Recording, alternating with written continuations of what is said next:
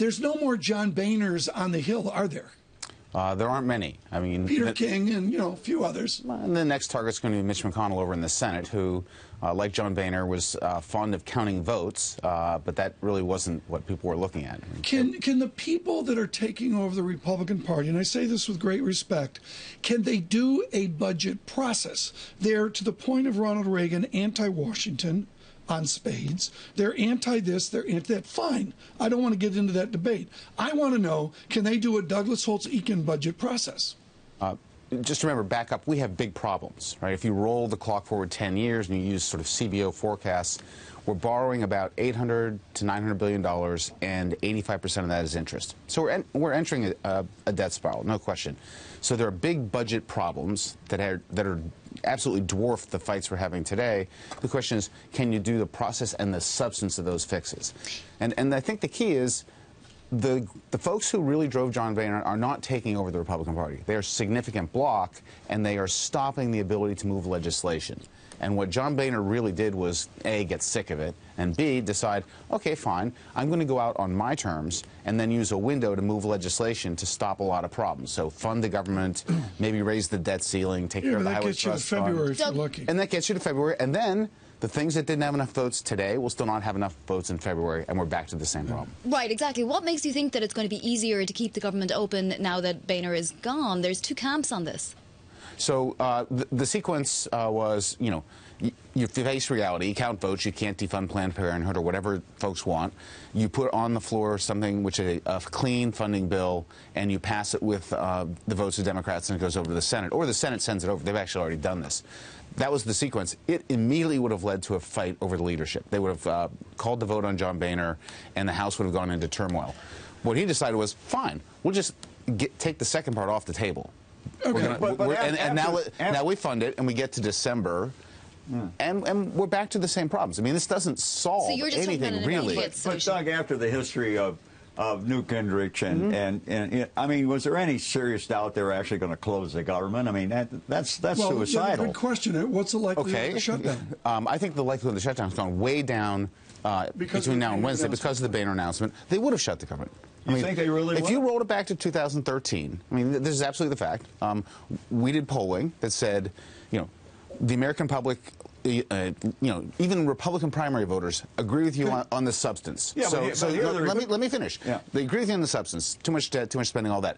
Should you shut the government to deal with this? No. 70-30. They did Doug, anyway. They knew the facts, and they did. I want to go back to basics. On average in history, are we bringing in normal tax receipts, and are we spending normal money? Where are those dynamics right now? We're bringing in normal tax receipts. We're spending more than normal money. And the fundamentals there are in the big entitlement spending programs, the Medicare, Medicaid, Social Securities of the world. That's where the spending is.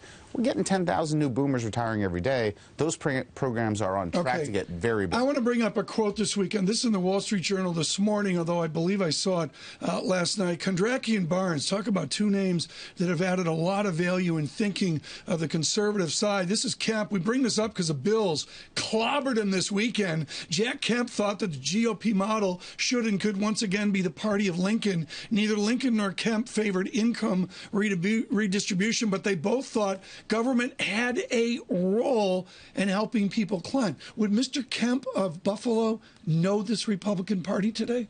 I think he'd recognize pieces of it. This isn't entirely new. The Republican Party has always included some different factions, and the great leaders, the Reagans, were able to unite these factions into a governing coalition. So I think he'd recognize some of the problems. His solution would be very different, right?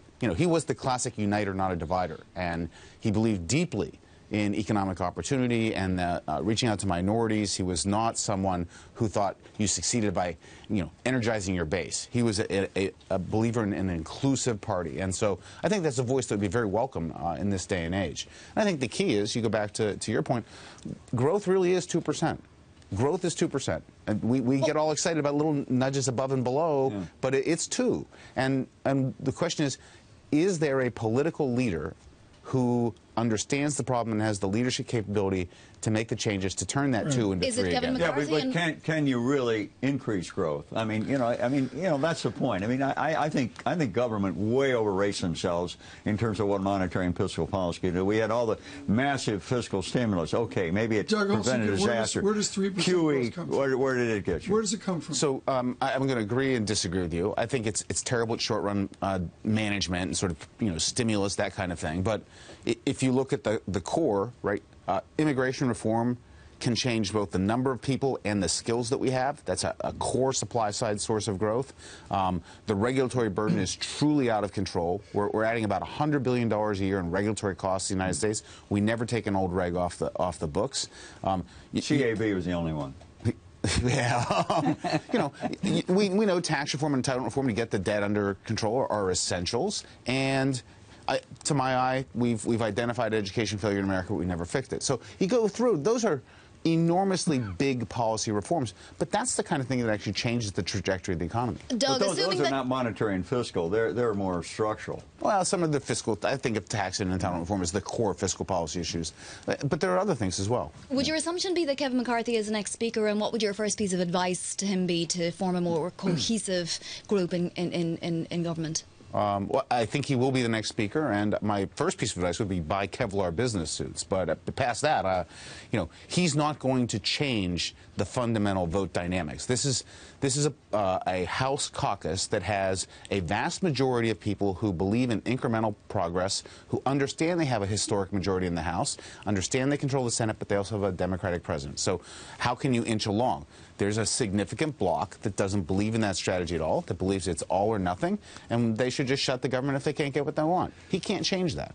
Douglas, thank you so much. Greatly appreciated this morning. Douglas Holtz-Eakin with us as John Boehner leaves as Speaker of the House.